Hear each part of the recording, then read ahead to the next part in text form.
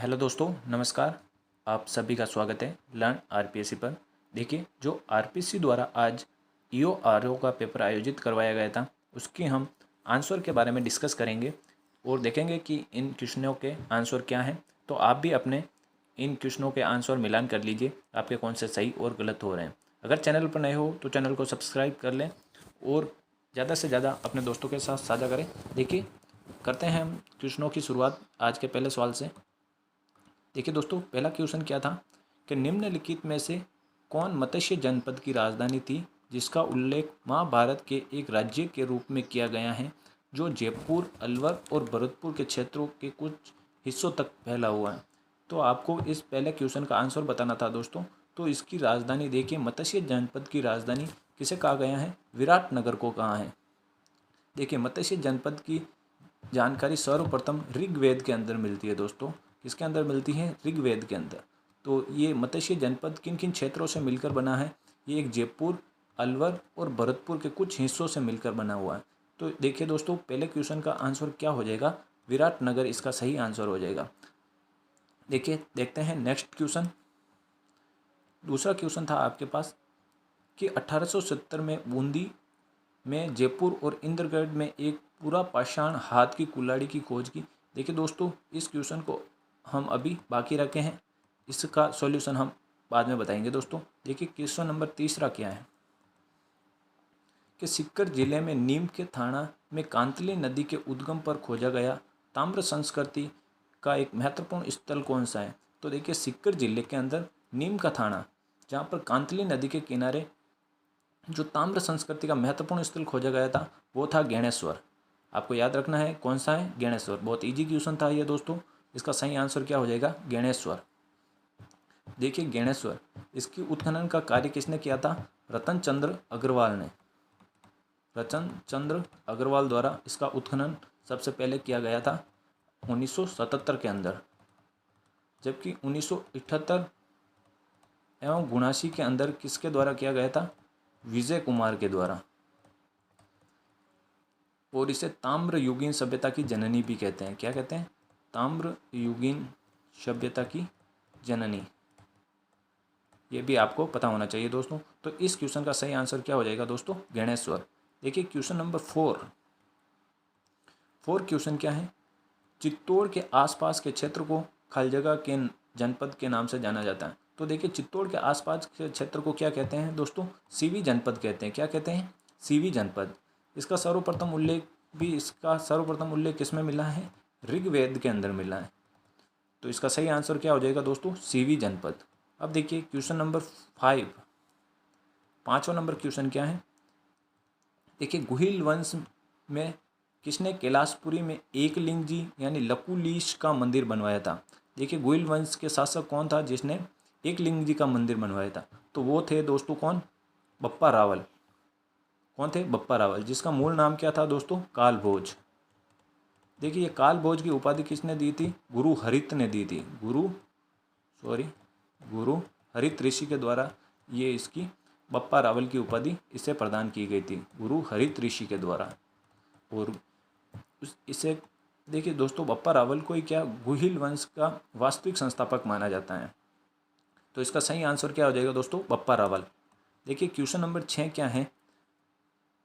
निम्नलिखित राठौड़ वंश के राजाओं में से किसने साहस और कूटनीति के माध्यम से मंडोर पर कब्जा कर लिया और उसे अपनी राजधानी बनाया?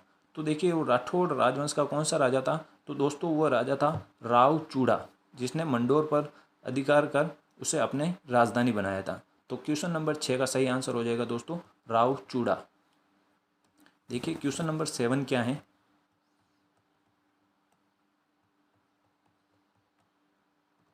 देखिए दोस्तों, क्वेश्चन नंबर 7 है दोस्तों, वह स्थान स्थापत्य की उपयोगिता के आधार पर किस प्रकार के दुर्ग जल से घिरे दुर्ग हैं? यानी कि आपको बताना है जल से घिरे हुए दुर्ग को क्या कहते हैं?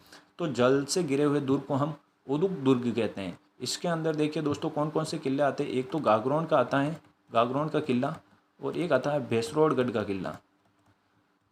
भैंसरोडगढ़ का किला, ये दोनों किले किस में आते हैं? ओदुक दुर्ग में, जिसके चारों ओर क्या है होता है दोस्तों? पानी की एक खाई होती है जो भरी हुई होती है।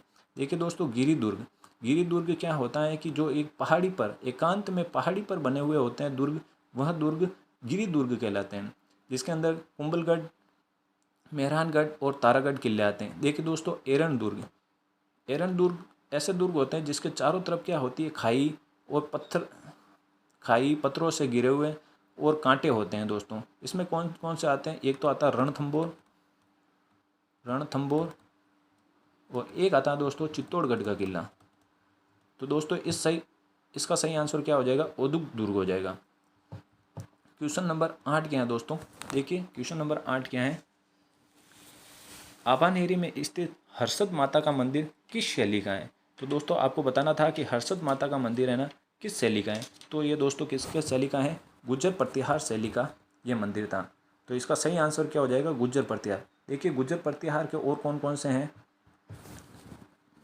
और भी बहुत सारे मंदिर हैं गुज्जर प्रतिहार के, उसका हम देख लेते हैं, एक बार डिस्कस कर लेते हैं।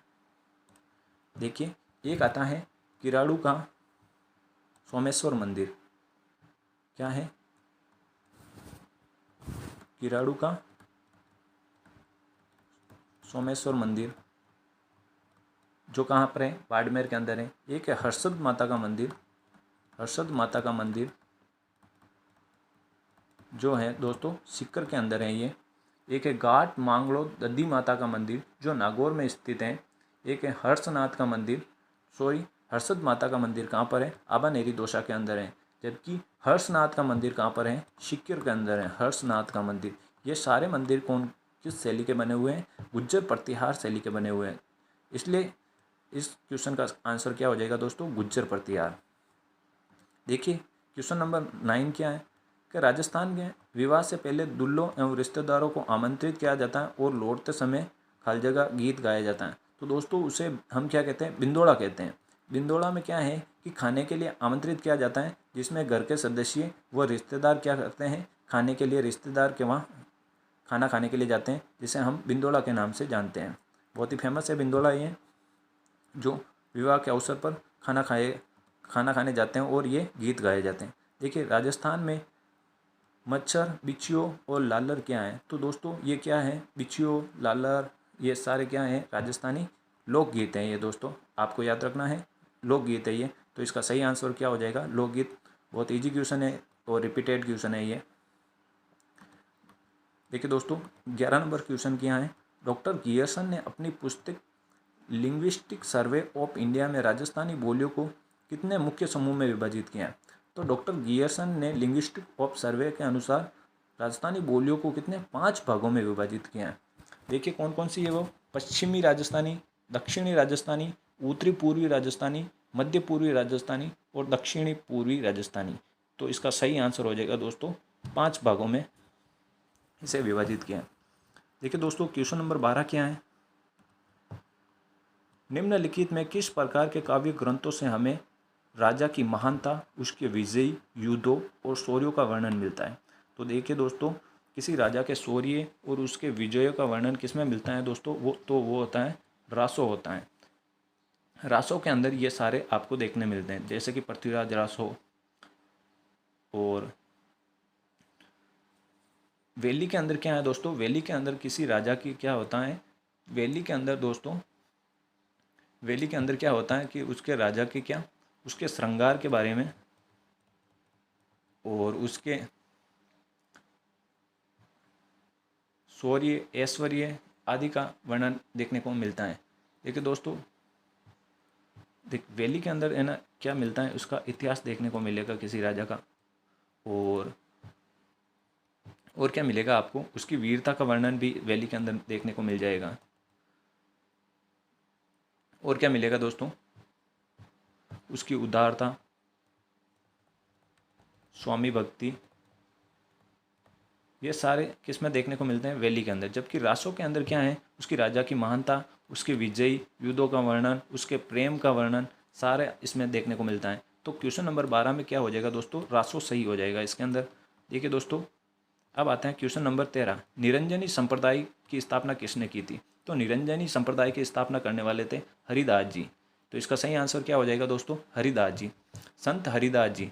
इनका जन्म कहाँ हुआ था, नागौर जिले के कापड़ोद गांव में, नागौर जिले के कापड़ोद गांव में इनका जन्म हुआ था, कापड़ोद गांव में। और इनके द्वारा इसकी जो हरिदास जी की वाणी है, जो 2 यानी कि मंत्र के अंदर संग्रहित हैं, मंत्र राज प्रकाश एवं हरि पुरुष, इसके अंदर इनकी वाणी का संग्रहित आपको देखने को मिलेगा। तो इसका सही आंसर क्या हो जाएगा दोस्तों? हरिदास जी। देखिए दोस्तों, अब चलते हैं नेक्स्ट क्वेश्चन की तरफ। देखिए दोस्तों, निम्नलिखित में से किस संत को राजस्थान का कबीर कहा जाता है? बहुत ही इजी क्वेश्चन है। तो दादू दयाल को क्या राजस्थान का कबीर कहा जाता है? दोस्तों, कबीरदास जी का जन्म कहाँ हुआ था? अहमदाबाद में हुआ था। यह भी आपको पता होना चाहिए। देखिए, इनका क्या है, जयपुर के नारायणा नामक स्थान पर दादू कोड़ इनकी गद्दी है। इनकी प्रसिद्ध यानी कि इनकी गद्दी कहाँ है? नारायणा, जयपुर के अंदर। देखिए दोस्तों, इन्होंने किसकी स्थापना की थी? दादू दयाल संप्रदाय की स्थापना की थी। दादू दयाल संप्रदाय की स्थापना भी किसने की थी? दादू दयाल ने की। इनके उपदेश क्या कहलाते हैं? दादू वाणी कहलाते हैं। क्या कहलाते हैं इनके उपदेश? दादू वाणी। और इनका जो सत्संग का स्थान होता है उसे हम क्या कहते हैं? अलख दरीबा। ठीक है दोस्तों, अब देखिए दोस्तों क्वेश्चन नंबर 15। गणगौर के अवसर पर होली की राख से बने केक, पीड़िया, खालजगा, अंकुरों के साथ पूजा की जाती है। तो किसके गणगौर में किसकी पूजा की जाती है? वो है दोस्तों जो के अंकुरों के साथ पूजा की जाती है। तो इसका सही आंसर हो जाएगा जो। क्वेश्चन नंबर 16 क्या है दोस्तों? स्त्रियों के गले में पहने जाने वाला आभूषण कर्णफूल, मोकड़ी, तिमड़िया या फिर बोकड़ी। तो देखिए दोस्तों, तिमड़िया कहाँ पहना जाता है? गले के अंदर पहना जाता है। जबकि कर्णफूल कहाँ पहना जाता है? कान के अंदर पहना जाता है। मोकड़ी आभूषण दोस्तों हाथ एवं कलाई, हाथ की कलाई में पहना जाता है। तो इसका सही आंसर क्या हो जाएगा दोस्तों? तिमड़िया। देखिए दोस्तों, अल्लाह जिल्लाबाई की लोकप्रियता का कारण क्या है? अल्लाह जिल्लाबाई एक क्या थी? मांड गायिका थी। कौन थी दोस्तों? मांड गायिका, जिसकी प्रसिद्धि का कारण भी क्या था? मांड गायिका के रूप में इन्हें जाना जाता है। ठीक है दोस्तों, क्वेश्चन नंबर 18। 23 नवंबर 1931 को किसने भरतपुर में व्यापक किसान विरोध का आयोजन किया और जिसके कारण उनकी गिरफ्तारी एवं लघु किसान आंदोलन समाप्त हुआ? देखिए, भरतपुर के अंदर देखिए दोस्तों, भोजी लमदार के नेतृत्व में किसान आंदोलन हुआ था दोस्तों। 23 नवंबर 1931 को काफ़ी किसान यानी कि लगभग 5000 के आसपास किसान एकत्रित हुए थे और उन्हें गिरफ्तारियां भी हुई थी। तो भोजी लमदार इसका क्या हो जाएगा दोस्तों? सही आंसर हो जाएगा। काफ़ी रिपीटेड क्वेश्चन है दोस्तों, बहुत ही इंपॉर्टेंट क्वेश्चन है। दरगाह जिसे अब्दुल्ला पीर के नाम से जाना जाता है, वोरा मुस्लिम संत अब्दुल रसूल की लोकप्रिय मकबरा किस शहर में स्थित है? तो ये दोस्तों कहाँ पर स्थित है? ये बांसवाड़ा के अंदर स्थित है, दरगाह जिसे अब्दुल्ला पीर के नाम से भी जाना जाता है। तो दोस्तों इसका सही आंसर हो जाएगा बांसवाड़ा। चलते हैं नेक्स्ट क्वेश्चन की तरफ।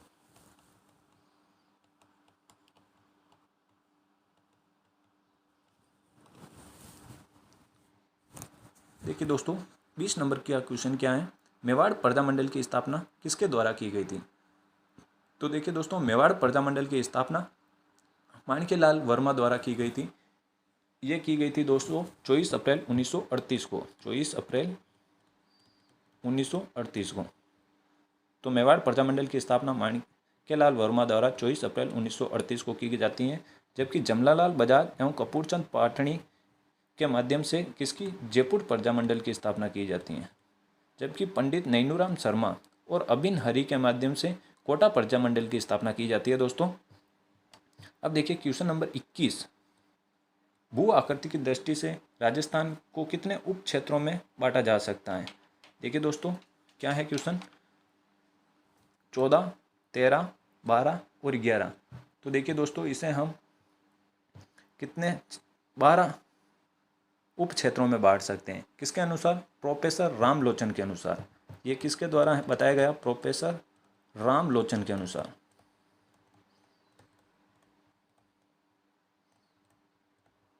इसका सही आंसर हो जाएगा दोस्तों 12।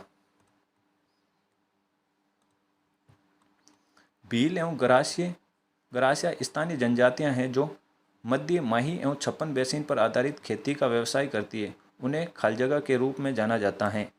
तो देखिए दोस्तों, भील और गरासिया द्वारा वो खेती की जाती है, उन्हें क्या कहते हैं दोस्तों? वालरा कहते हैं। ये एक प्रकार की क्या है? स्थानांतरित कृषि है। क्या है दोस्तों? स्थानांतरित कृषि। अब देखिए क्वेश्चन नंबर 23 क्या है दोस्तों? राजस्थान की निम्नलिखित में से कौन सी नदी सतह के थोड़े बहाव के बाद रेत में गायब हो जाती हैं? तो वो दोस्तों कौन सी नदी हैं? बनास नदी, काली नदी, लूणी नदी और काकणी नदी। तो ये नदी है दोस्तों काकणी नदी, जिसे हम मसूरदी नदी भी कहते हैं। ये कहाँ पर स्थित है दोस्तों? जैसलमेर में स्थित है। तो ये दोस्तों क्या है कि रेत में क्या है? विलीन हो जाती हैं। तो देखिए दोस्तों, बनास नदी ये चंबल की सहायक नदी है। बनास नदी किसकी सहायक नदी है? चंबल की सहायक नदी है। लूणी नदी कहाँ से निकलती है? अजमेर के नाग पहाड़ से निकलती है। जबकि काली सिंध नदी किसकी सहायक है? यह भी किसकी सहायक नदी है? चंबल की सहायक नदी है। अब देखिए क्वेश्चन नंबर 24, निम्नलिखित में से कौन सी नदी अरब सागर में गिरती है? आपको बताना है कि अरब सागर में कौन सी नदी गिरती है। देखिए दोस्तों, अरब सागर में गिरने वाली नदी, देखिए दोस्तों, चंबल नदी, बनास नदी, बाणगंगा नदी या फिर माही नदी। देखिए दोस्तों, अरब सागर में गिरने वाली नदी कौन सी है? माही नदी है। ये आपको याद होना चाहिए, ये माही नदी है दोस्तों।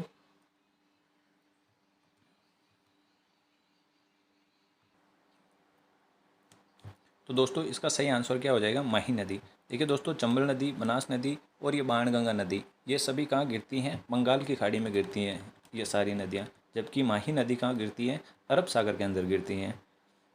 देखिए क्वेश्चन नंबर 25 क्या है? पश्चिम की तुलना में पूरी राजस्थान की जलवायु चरम सीमाएं हैं। देखिए दोस्तों, निम्नतर, उच्चतर, समान या फिर अप्रत्याशित। तो क्या है दोस्तों? तो ये इसका सही आंसर हो जाएगा दोस्तों निम्नतर। पश्चिम में देखिए दोस्तों, पश्चिम के अंदर क्या है कि जलवायु की क्या देखने को मिलती है? असमानता देखने को मिलती है। जबकि आपको पूर्व के अंदर है ना, क्या देखने को मिलता है? पूर्वी मैदान में क्या है? निम्नतर देखने को मिलती हैं। जलवायु में की चरम सीमाएं आपको निम्नतर देखने को मिलेगी, जबकि पश्चिमी राजस्थान में असमानता आपको अप्रत्याशित देखने को मिलेगी। इसका सही आंसर हो जाएगा दोस्तों निम्नतर। क्वेश्चन नंबर 26, अगर दोस्तों वीडियो अच्छा लग रहा है तो लाइक ज़रूर करें और अपने दोस्तों के साथ साझा करें इसे। देखिए दोस्तों, 26 नंबर क्वेश्चन बहुत ही रिपीटेड क्वेश्चन है दोस्तों, हर एग्जाम में पूछा जाता है। सर्दियों में भूमध्य सागर के चक्रवातों के कारण राजस्थान के उत्तर पश्चिमी भाग में वर्षा होती है, जिसे कहते हैं? तो दोस्तों वो कहलाती है मावठ, जिसे हम क्या कहते हैं? मावठ, गोल्डन ड्रॉप्स। और ये गेहूं की फसल के लिए बहुत ही लाभदायक है। क्या है? लाभदायक है। और इसे क्या कहते हैं? शीतकालीन वर्षा। ये क्या है दोस्तों? शीतकालीन वर्षा। अब देखिए क्वेश्चन नंबर 27 क्या है? निम्नलिखित में से किसे उष्णकटिबंधीय कंटीले जंगलों में स्थापित रेगिस्तान में अपनी जबरदस्त उपयोगिता के कारण रेगिस्तान का कल्प वृक्ष कहा जाता है? दोस्तों, राजस्थान का कल्प वृक्ष खेजड़ी को कहा जाता है। किसको कहा जाता है? खेजड़ी को, जिसे 1983 के अंदर क्या राजस्थान का राज्य वृक्ष का दर्जा दिया गया। ये आपको पता होना चाहिए, बहुत ही इजी क्वेश्चन है। तो इसका सही आंसर हो जाएगा दोस्तों खेजड़ी। निम्न में से किस प्रकार के वन राजस्थान में बहुत बड़े क्षेत्र में पाए जाते हैं? देखिए दोस्तों, धोकड़ा, पलास, बबूल और खेर। तो दोस्तों इसका क्या हो जाएगा? धोकड़ा, जिसे हम पतझड़ वन भी कह सकते हैं दोस्तों। ये धोकड़ा सर्वाधिक राजस्थान में पाया जाता है। देखिए 29 नंबर क्वेश्चन क्या है? लेटेराइट प्रकार की मिट्टी है खाली जगह पाई जाती है। दोस्तों आपको बताना है कि ये लेटेराइट मृदा कहाँ पर पाई जाती है, जिसे हम लाल लोमी मृदा भी कहते हैं। क्या कहते हैं? लाल लोमी मृदा। ये देखिए दोस्तों कहाँ पर पाई जाती है? एक तो डूंगरपुर और दूसरा बांसवाड़ा, उदयपुर और राजसमंद जिलों में ये पाई जाती हैं। तो देखिए दोस्तों, इसमें क्या है, चूरू, जोधपुर, करौली और डूंगरपुर। तो देखिए 29 के अंदर क्या हो जाएगा, इसका सही आंसर क्या हो जाएगा, लेटराइट मृदा उदयपुर के अंदर।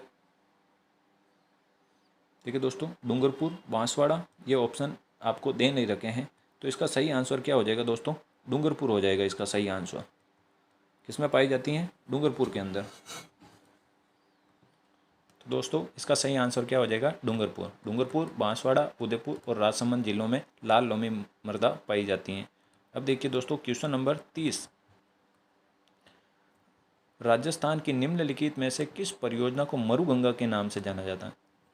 दोस्तों राजस्थान की मरुगंगा इंदिरा गांधी नहर को जाना जाता है। किसको कहते हैं, इंदिरा गांधी नहर को। तो इसका सही आंसर क्या हो जाएगा, इंदिरा गांधी नहर परियोजना।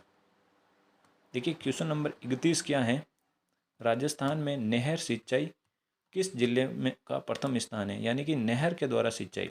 देखिए दोस्तों क्या है, नहर के द्वारा सिंचाई राजस्थान में राजसमंद, श्रीगंगानगर, उदयपुर और भीलवाड़ा। तो इसका सही आंसर हो जाएगा दोस्तों।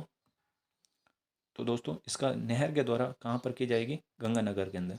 देखिए दोस्तों, इंदिरा गांधी नहर है जिसका सर्वाधिक प्रवाह राजस्थान के गंगानगर जिले को ही सिंचाई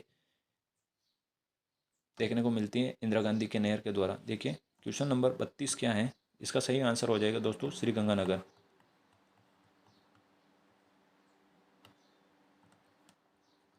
क्वेश्चन नंबर 32 क्या है, झुंझुनू की खेतड़ी सिंगाना में किस खनिज धातु का उत्पादक है।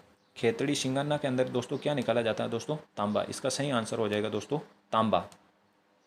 क्वेश्चन नंबर 33 क्या है, राजस्थान का पहला सीमेंट उद्योग 1916 में स्थापित किया गया था। तो ये दोस्तों था लाखेरी, बूंदी के अंदर स्थापित किया गया था। बहुत इजी क्वेश्चन है दोस्तों ये। अब देखिए दोस्तों क्वेश्चन नंबर 34, 2011 की जनगणना के अनुसार राजस्थान का लिंग अनुपात कितना है, यानी कि राजस्थान का लिंग अनुपात बताना है दोस्तों 2011 के हिसाब से। तो कितना हो जाएगा दोस्तों, ये है दोस्तों 928। क्वेश्चन नंबर 34 का 1 इसका सही आंसर हो जाएगा। देखिए दोस्तों क्वेश्चन नंबर 35 क्या है, राजस्थान में कौन सा जिला बंदेज साड़ियों के लिए प्रसिद्ध है।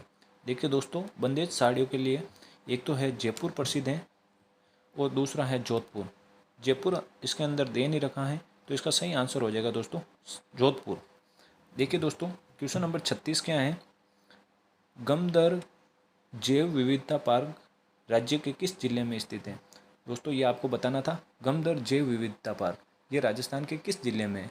तो ये दोस्तों राजस्थान के उदयपुर जिले में स्थित है। आपको याद रखना था कहाँ है, उदयपुर में। तो इसका सही आंसर हो जाएगा दोस्तों उदयपुर। देखिए क्वेश्चन नंबर 37 क्या है,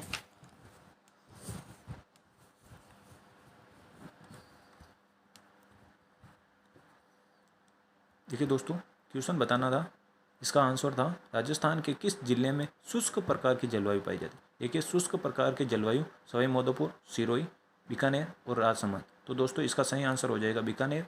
राजस्थान में शुष्क जलवायु जैसलमेर, बाड़मेर, बीकानेर और जोधपुर के अंदर देखने को मिलती है दोस्तों, शुष्क जलवायु बीकानेर और जोधपुर के अंदर। अब देखिए क्वेश्चन नंबर क्या है 38, निम्नलिखित में से कौन सी जनजाति नहीं है, राजस्थान की जनजाति नहीं है। देखिए दोस्तों, भील, मीणा, डामोर और खटीक। तो दोस्तों खटीक किसी भी प्रकार की जनजाति राजस्थान के अंदर नहीं है, ये सिर्फ एक क्या है, जाति है, ना कि जनजाति। देखिए दोस्तों भील सबसे ज़्यादा राजस्थान के में बांसवाड़ा में पाए जाते हैं, बांसवाड़ा के अंदर निवास करते हैं दोस्तों। जबकि मीणा सबसे ज़्यादा कहाँ देखने को मिलेंगे आपको, जयपुर के अंदर। डामोर आपको सबसे ज़्यादा कहाँ निवास करते हैं दोस्तों, डूंगरपुर के अंदर ये जनजाति सबसे ज़्यादा निवास करती हैं। देखिए दोस्तों ये था आपका 38 नंबर क्वेश्चन। अब देखिए क्वेश्चन नंबर 39। देखिए दोस्तों बहुत ही इजी क्वेश्चन था, बीकानेर का पलाना में खाली जगह के निक्षेप हैं। तो देखिए दोस्तों बीकानेर के अंदर क्या है, सबसे ज़्यादा किसके कोयला का भंडार आपको देखने को मिलेंगे, वो भी लिग्नाइट प्रकार के कोयले। तो इसका सही आंसर हो जाएगा कोयला।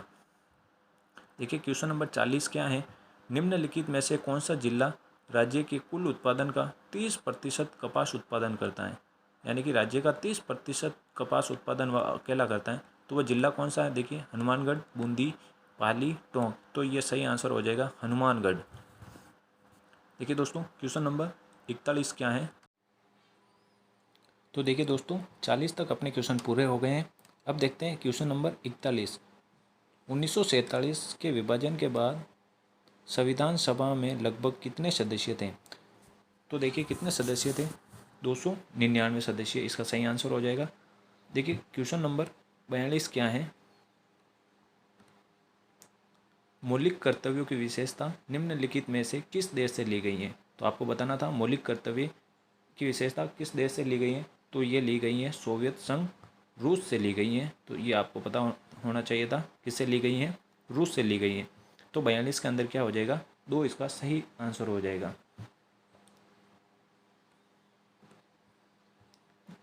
भारतीय संविधान के अनुसार मौलिक अधिकार निम्नलिखित में से किस भाग में प्रदान किए गए हैं? तो इसका सही आंसर हो जाएगा दोस्तों, आपको पता होना चाहिए, बहुत इजी क्वेश्चन है ये। भाग 4 क में इसका क्या है? इसको भाग प्रदान किया गया है किसको? मौलिक अधिकार को। देखिए क्वेश्चन नंबर 44 क्या है? 44 क्वेश्चन है, भारत की संप्रभुता, एकता, अखंडता को बनाए रखने और उसकी रक्षा करने के लिए का प्रावधान निम्नलिखित में किसमें किया गया है? मौलिक कर्तव्य, मौलिक अधिकार, संविधान की प्रस्तावना या फिर राज्य के नीति निर्देशक तत्व। तो ये दोस्तों क्या है? मौलिक कर्तव्य हैं। क्या है ये? अपना मौलिक कर्तव्य हैं, भारत की संप्रभुता, एकता, अखंडता को बनाए रखने तथा उसकी रक्षा करने के लिए। तो ये दोस्तों क्या हो जाएगा? मौलिक कर्तव्य। 44 के अंदर हो जाएगा सही आंसर 1। अब देखिए क्वेश्चन नंबर 45 क्या है दोस्तों? राजस्थान की पॉलिटिकल से संबंधित ये क्वेश्चन है। भारतीय संविधान में निम्नलिखित में से किस अनुच्छेद के तहत राज्य नीति निर्देशक तत्वों के तहत नागरिकों को समान नागरिक संहिता प्रदान की गई है, यानी कि यूनियन सिविल कोड? तो ये है दोस्तों अनुच्छेद 44 के अंदर, 44। अब देखिए इसका सही आंसर हो जाएगा 3। आगे चलते हैं, देखते हैं अगला क्वेश्चन क्या है। सर्वोच्च न्यायालय के न्यायाधीश बनने के लिए न्यायाधीश की न्यूनतम कितने समय के लिए उच्च न्यायालय के न्यायाधीश के रूप में अनुभव होना चाहिए? तो इसका कितने 10 साल का अनुभव होना चाहिए। बहुत ईजी क्वेश्चन था दोस्तों, सीधे सीधे क्वेश्चन पूछे गए हैं। इसका सही आंसर हो जाएगा 2। देखिए क्वेश्चन नंबर 47। राज्यसभा में सीट के मामले में चुने जाने वाले व्यक्ति की न्यूनतम आयु क्या है? न्यूनतम आयु देखिए दोस्तों किसमें? राज्यसभा में जाने के लिए। तो राज्यसभा में जाने के लिए न्यूनतम आयु रखी गई है दोस्तों 30 वर्ष। इसका सही आंसर हो जाएगा दोस्तों 30 वर्ष। देखिए क्वेश्चन नंबर 48। नियंत्रक महालेखा परीक्षक का वेतन और सेवा की अन्य शर्तें ऐसी होगी जो निम्नलिखित में से किसके द्वारा निर्धारित की जाएगी? देखिए दोस्तों राष्ट्रपति, राज्य सरकार, संसद या फिर राज्यपाल। तो दोस्तों किसके द्वारा की जाएगी? राष्ट्रपति के द्वारा की जाएगी। इसका सही आंसर हो जाएगा दोस्तों राष्ट्रपति। भारत में नीति आयोग की स्थापना कब हुई? देखिए दोस्तों नीति आयोग की स्थापना कब? 2014, 2015, 2017, 2019। तो नीति आयोग की स्थापना 2015 में नरेंद्र मोदी द्वारा की गई थी। क्वेश्चन नंबर 50 क्या है? निम्नलिखित में से कौन भारत के पहले लोकपाल बने? देखिए दोस्तों पीसी घोष, पीके मोती, डीके जैन या फिर डॉक्टर IPM गौतम। तो ये बने थे दोस्तों पीसी घोष पहले लोकपाल बने थे भारत के। तो इसका सही आंसर हो जाएगा 1। चलते हैं अगले क्वेश्चन की तरफ। क्वेश्चन नंबर 51 क्या है? राजस्थान राज्य विधानसभा में कितने सदस्य हैं? राज्य विधानसभा में कितने सदस्य दोस्तों? तो 200 सदस्य हैं। आप सभी को पता होगा राजस्थान में कितनी विधानसभा सीटें हैं? तो 200। अब देखिए क्वेश्चन नंबर 52 क्या है? निम्नलिखित में से कौन राजस्थान विधानसभा की पहली महिला मंत्री बनी थी? देखिए दोस्तों वसुंधरा राजे, कमला बेनीवाल, यशोदा देवी या फिर मेनका गांधी। तो पहली मंत्री बनने वाली थी दोस्तों कमला बेनीवाल। इसका सही आंसर हो जाएगा कमला बेनीवाल। अगला सवाल देखते हैं। राजस्थान में लोकसभा की कुल कितनी सीटें हैं? तो दोस्तों आपको पता होगा राजस्थान में लोकसभा की कितनी सीटें हैं, 21, 13, 25 या फिर इनमें से कोई नहीं। तो लोकसभा की कितनी सीटें हैं? 25, जो पिछली बार पूरी की पूरी किसने जीती थी? बीजेपी ने जीती थी। देखिए क्वेश्चन नंबर 54 क्या है? निम्नलिखित में से कौन सा नीति निर्माण का औपचारिक माध्यम है? औपचारिक माध्यम है। देखिए दोस्तों 54 के अंदर सिविल सेवक, नागरिक, न्यायतंत्र या फिर संसदीय मंत्रिमंडल। तो ये कौन, इसका सही आंसर हो जाएगा दोस्तों सिविल सेवक, जो नीति निर्माण की अनौपचारिक माध्यम है। बाकी सब औपचारिक माध्यम है दोस्तों। अब देखिए क्वेश्चन नंबर 55 नंबर क्वेश्चन देखिए दोस्तों। निम्नलिखित में से कौन सा दस्तावेज सूचना, विकल्प, परामर्श और सेवाओं के मानक आदि के संबंध में अपने नागरिकों के प्रति संगठन की प्रतिबद्धता पर ध्यान केंद्रित करने के लिए एक व्यावसायिक प्रयास का प्रतिनिधित्व करता है? ऑप्शन नंबर 1 है नागरिक अधिकार प्रपत्र, नागरिक गैलेक्सी, नागरिक डैशबोर्ड या फिर सिटीजन यूनिवर्स। तो ये दोस्तों हो जाएगा नागरिक अधिकार प्रपत्र, सिटीजन कैरेक्टर। क्या हो जाएगा दोस्तों इसका? Option number 1 is the correct answer हो जाएगा इस। तो देखिए क्वेश्चन नंबर 56 क्या है? राजस्थान में सर्वप्रथम पंचायती राज व्यवस्था कहाँ लागू की गई? देखिए दोस्तों कहाँ लागू की गई? बलिया, नागौर, चंबल या फिर नागपुर। तो राजस्थान के अंदर नागौर के अंदर ये सर्वप्रथम पंचायती राज व्यवस्था की स्थापना की गई थी। अब देखिए क्वेश्चन नंबर 57, आरटीआई 2005 में उल्लिखित मामलों पर निम्नलिखित में से कौन सा अपीलीय प्राधिकरण है? देखिए दोस्तों आरपीएससी, आरआईसी, आरएसएसबी या फिर आरएसटीसी। तो ये कौन सी हो जाएगी दोस्तों? आरआईसी। इसका सही आंसर हो जाएगा आरआईसी। देखिए क्वेश्चन नंबर 58,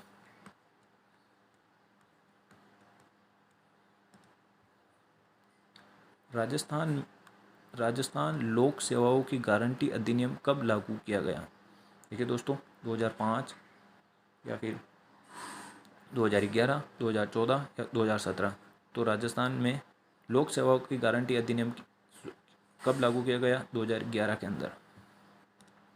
क्वेश्चन नंबर 59 क्या है? राजस्थान लोक सेवा आयोग के सदस्यों का एकल कार्यकाल कितना होता है? देखिए दोस्तों 5 साल या फिर 62 साल की उम्र, 6 साल 62 साल की उम्र, 5 साल 65 साल की उम्र, 5 साल 65 साल की। तो देखिए दोस्तों राजस्थान लोक सेवा आयोग की कितनी होती हैं? 6, 62। इसका सही आंसर हो जाएगा 6 या फिर 62 वर्ष। अगला क्वेश्चन क्या है? राजस्थान लोक सेवा आयोग के कर्मचारियों और सदस्यों की सेवा शर्तों को विनियमित करने की शक्ति संविधान के किस अनुच्छेद में वर्णित है? देखिए अनुच्छेद 240, अनुच्छेद 318, अनुच्छेद 400, अनुच्छेद 523। तो इसका सही आंसर हो जाएगा दोस्तों 318। इसका सही आंसर हो जाएगा। चलते हैं अगले क्वेश्चन की तरफ। राजस्थान अपने नागरिकों के लिए दृष्टि का अधिकार सुनिश्चित करने के उद्देश्य से अंधापन नियंत्रण के लिए नीति लागू करने वाला भारत का राज्य बन गया है। तीसरा, पहला, दूसरा या फिर नौवां? तो ये दोस्तों पहला राज्य बन चुका है। Option 2 is the correct answer. देखिए दोस्तों 62वां सवाल क्या है? राजस्थान राज्य सरकार ने हाल ही में WESCE योजना की घोषणा की। हर जगह इस योजना में 8 साल की अवधि के लिए वित्त पोषित करना है। तो देखिए ये कौन सी सरकार थी? जर्मन सरकार, ब्रिटिश सरकार या फिर स्पेनिश सरकार या फिर फ्रांसीसी सरकार? तो ये कौन सी थी दोस्तों? फ्रांसीसी सरकार ये थी। इसका सही आंसर हो जाएगा फ्रांसीसी सरकार। क्वेश्चन नंबर 63, देश के निम्नलिखित में से किस अग्रणी सार्वजनिक क्षेत्र में बैंक ने राजस्थान में MSME उद्यमों के लिए अपना flagship business mentoring program MSME Prerna launch किया है? Indian Overseas Bank, Union Bank of India, Bharatiya State Bank या फिर इंडियन बैंक? तो ये दोस्तों था कौन सा? Indian bank. इसका सही आंसर हो जाएगा। क्वेश्चन नंबर 63 के अंदर क्या हो जाएगा दोस्तों? Indian bank. क्वेश्चन नंबर 64, हाल ही में खालजगा कमांड राजस्थान के थार रेगिस्तान में एकीकृत अग्निशक्ति अभ्यास शत्रुनाश आयोजित किया। देखिए दोस्तों, सेना प्रशिक्षण या फिर दक्षिण पश्चिम या फिर पश्चिमी या फिर केंद्रीय, तो ये थी दोस्तों दक्षिणी पश्चिमी कमान। तो इसका सही आंसर हो जाएगा दोस्तों दक्षिणी पश्चिमी कमान। 65 नंबर क्वेश्चन है, कौन सा देश इस वर्ष अपनी पहली महिला अंतरिक्ष यात्री अंतरिक्ष में भेजने के लिए तैयार है? दक्षिण अफ्रीका, सूडान, सऊदी अरब या फिर दक्षिण कोरिया। तो सऊदी अरब भेजने के लिए तैयार है पहली अंतरिक्ष यात्री। इसका सही आंसर हो जाएगा दोस्तों सऊदी अरब। क्वेश्चन नंबर 67 क्या है, किस देश ने ओगब 44 ईगल 44 के नाम से अपना पहला भूमिगत वायु सेना बेस का अनावरण किया है? ईरान, इराक, इंडोनेशिया और चौथा है भारत। तो ये दोस्तों कौन सा हो जाएगा? ईरान। ईरान इसका सही आंसर हो जाएगा दोस्तों। देखिए दोस्तों, क्वेश्चन नंबर 67 क्या है, फरवरी 2023 में कोयला मंत्रालय ने किस शहर में पीएम गति शक्ति पर पूर्वी क्षेत्रीय सम्मेलन का आयोजन किया?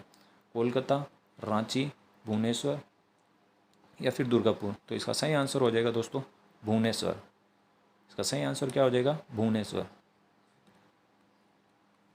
क्वेश्चन नंबर 68,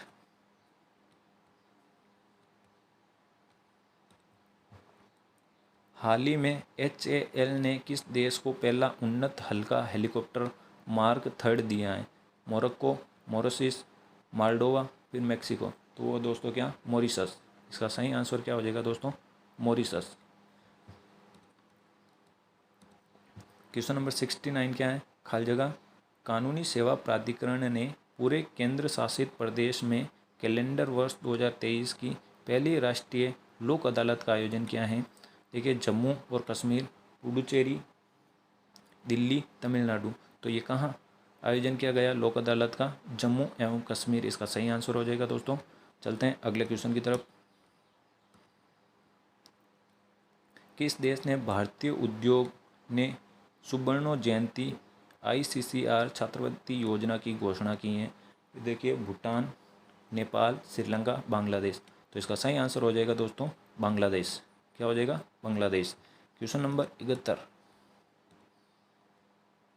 भारत में पहली बार किस राज्य केंद्र शासित प्रदेश में लिथियम के भंडार की खोज की है? तो किसकी लिथियम के भंडार की खोज की है? जम्मू और कश्मीर, कर्नाटक, अरुणाचल प्रदेश और बिहार। इसका सही आंसर हो जाएगा दोस्तों जम्मू और कश्मीर। देखिए दोस्तों, अगला सवाल है 72वां, निम्नलिखित में से कौन सा देश ICC T20 महिला विश्व कप 2023 का मेजबान था?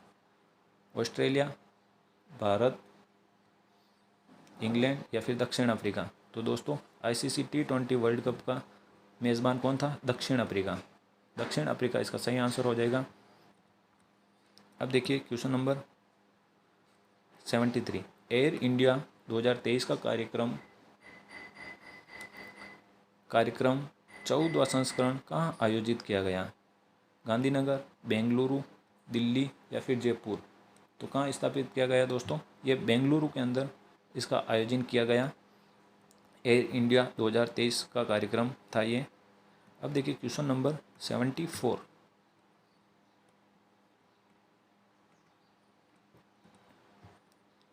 हाल ही में निम्नलिखित में से कौन सा देश ऊर्जा, रक्षा, अर्थव्यवस्था सहित क्षेत्रों में त्रिपक्षीय सहयोग पहल के लिए सहमत हुए हैं? देखिए दोस्तों, option number Bharat, France, UAE, Bharat, France, चीन,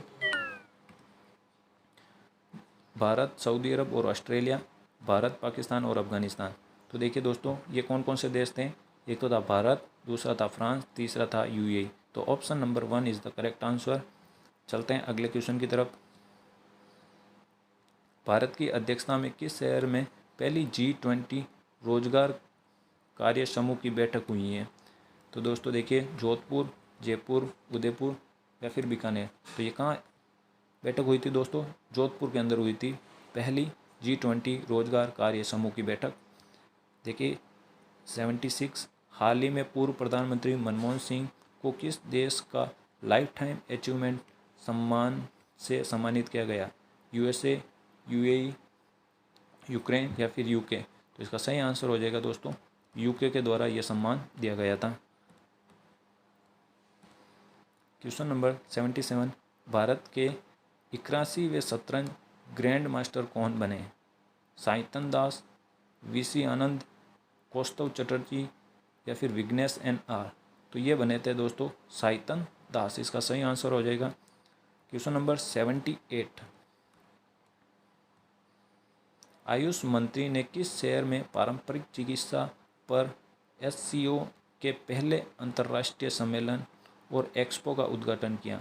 गुवाहाटी, शिलांग, पुणे या फिर पलवल? तो इसका सही आंसर हो जाएगा दोस्तों गुवाहाटी, इसका सही आंसर होगा गुवाहाटी।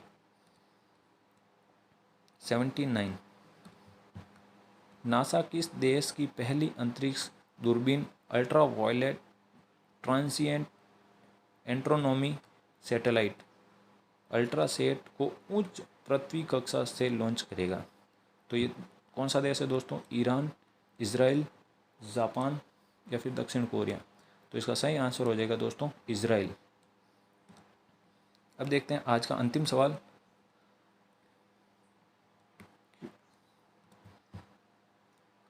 अमेरिकी राष्ट्रपति जो बिडेन द्वारा विश्व बैंक के अध्यक्ष के रूप में किसे नामित किया है?